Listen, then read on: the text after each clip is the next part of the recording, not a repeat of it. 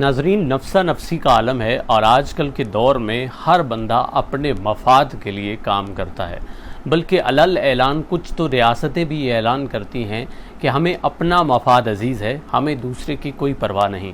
تو آج کے اس سیشن میں ہم یہ دیکھیں گے کہ مفاد پرستی دراصل ہے کیا، اور کیا دین اسلام اس مفاد پرستی کو اجازت دے دیتا ہے؟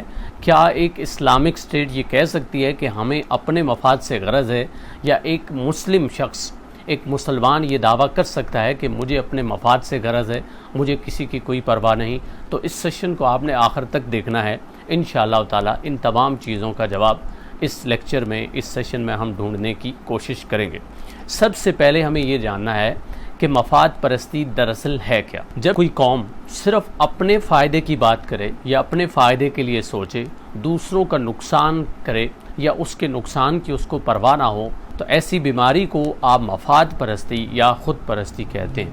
اور یہ اس قدر مہلک اور خطرناک ہے کہ بظاہر تو اس میں آپ اپنا مفاد حاصل کر لیتے ہیں، آپ کو فائدہ ہو جاتا ہے، لیکن وقت کے ساتھ ساتھ آپ کو پتہ چلتا ہے کہ اس نے کینسر کی طرح آپ کی زندگی کو تباہ کر دیا ہے۔ کیوں؟ چونکہ مفاد پرستی کے چکر میں نہ آپ کا کوئی دوست بچتا ہے، نہ کوئی رشتہ دار آپ کے ساتھ کھڑا ہوتا ہے، اور نہ ہی آپ کی کوئی عزت یا منزلت باقی رہتی ہے۔ تو یاد رکھیں، جہاں بھی ذاتی خواہشات، ذاتی فوائد اور خود غرضی اتنی بڑھ جائے کہ انسان صرف اپنی ذات کا سوچے، کسی دوسرے کی پرواہ نہ کرے، تو ایسی جگہ یہ مہلک بیماری داخل ہو چکی ہے جس کا نام مفاد پرستی ہے۔ اور یہ مفاد پرستی کوئی ایک چیز نہیں ہے، یہ بیسیکلی ایک سوچ ہے، اور اتنی خطرناک سوچ اور نظریہ ہے کہ قومیں اس سے تباہ ہو جاتی ہیں۔ اب سوال یہ ہے کہ کیا اسلام میں مفاد پرستی کا کوئی تصور ہے؟ تو نہیں،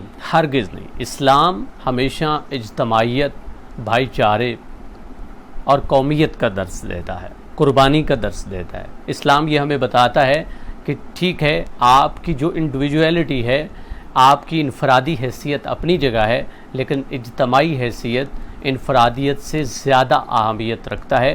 کیوں؟ چونکہ اس سے ایک معاشرہ، ایک قوم اور پھر ایک انسانیت تخلیق پاتی ہے۔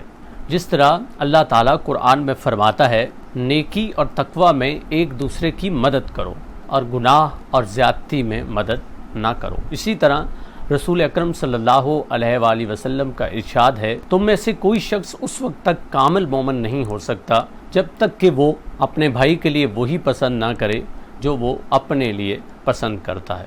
لہٰذا اگر ہم اسلامی تعلیمات کو دیکھیں تو اسلام ہمیں یہ سکھاتا ہے کہ انسان صرف اپنے فائدے کے لیے نہیں، بلکہ دوسروں کے حقوق پورے کرنے اور انصاف قائم کرنے کے لیے اس دنیا میں آیا ہے۔ اور شاید یہی وجہ ہے کہ انسان کو شعور جیسی نعمت عطا کی گئی ہے۔ اسلام خود پرستی اور مفاد پرستی جیسے نظریے کو سختی سے رد کرتا ہے۔ یہ دین ایثار، اجتماعیت اور فلاح کا درس دیتا ہے۔ اگر آپ دیکھیں تو مفاد پرستی کا سب سے بڑا نقصان یہ ہوتا ہے کہ رشتے ٹوٹ جاتے ہیں، معاشرے تباہ ہو جاتے ہیں، معاشرے کی اخلاقیات باقی نہیں رہتی۔ جب ہر شخص اپنے مفاد کے لیے کام کرے گا تو آپ سوچیں کہ کسی کو جب دوسرے کی پرواہ نہیں ہوگی تو معاشرے میں کتنا بگاڑ پیدا ہوگا، کتنی زیادہ برائیاں جنم لیں گی۔ ہمیں انسان بنانے کا مقصد ہی یہ تھا کہ ہم ایک دوسرے کا بھی خیال رکھیں، اور ہم کہیں نہ کہیں ایک دوسرے کے ساتھ جڑے ہوئے ہیں۔ اگر میں اچھا بول سکتا ہوں تو مجھے سننے والے چاہیے، اور اگر کوئی دوسرا بندہ کوئی چیز بناتا ہے، کوئی بزنس کرتا ہے، تو اس کو اس کے خریدار بھی چاہیے۔ اگر کوئی پراپرٹی ڈیلر ہے تو اس کو کم از کم ڈیلر تو چاہیے جو اس کے ساتھ بات چیت کریں۔ اسی طرح اگر آپ کپڑا بناتے ہیں، آپ پانی کا ٹینکر لے کے کہیں گھوم رہے ہیں، آپ نے کچھ دکان ڈالی ہوئی ہے اور آپ وہ چیزیں بیچ رہے ہیں، تو دوسرا انسان اگر مر جائے گا، وہ نہیں ہوگا، تو کس طرح سے آپ سروائیو کر پائیں گے؟ تو آپ کا یہ جو سروائیول ہے وہ لوگوں کے ساتھ جڑا ہوا ہے۔ انسان کا انسان کے ساتھ اتنا گہرا تعلق ہے کہ وہ کبھی بھی اس سے انکار نہیں کر سکتا، اور اگر وہ انکار کرے، اور آپ تصور کبھی کر لیں کہ اس دنیا میں تمام لوگ مر چکے ہیں اور صرف آپ زندہ ہیں، تو ایک پانی کا گلاس بھی شاید آپ تک نہ پہنچ سکے، چونکہ پانی کا گلاس جو ہم تک پہنچتا ہے وہ مختلف سورس سے آتا ہے، پتہ نہیں کتنے لوگوں کی محنت کا نتیجہ ہوتا ہے۔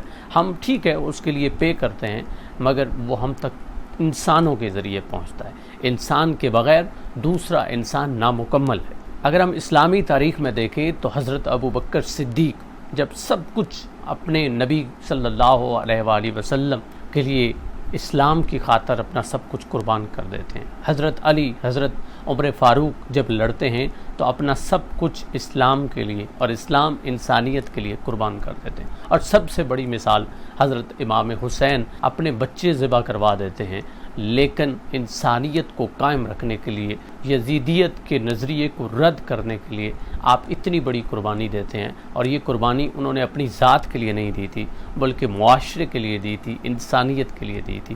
اور یہی دراصل اسلام کا پیغام ہے کہ ہم اجتماعیت کو فروغ دیں، ہم مفاد پرستی کا شکار نہ ہوں۔ کیوں؟ چونکہ مفاد پرستی سے ہم وقتی فائدہ تو حاصل کر سکتے ہیں، مگر لانگ ٹرم میں یا فیوچر میں وہ ہمارے لیے انتہائی نقصان دہ ہے۔ اس لیے اپنی سوچ کو بدلیے اور مفاد پرستی یا خود پرستی سے خود بھی نکلیں، اپنے بچوں کو بھی یہی پیغام دیں اور لوگوں کو بھی اس کی دعوت دیں۔ جزاک اللہ۔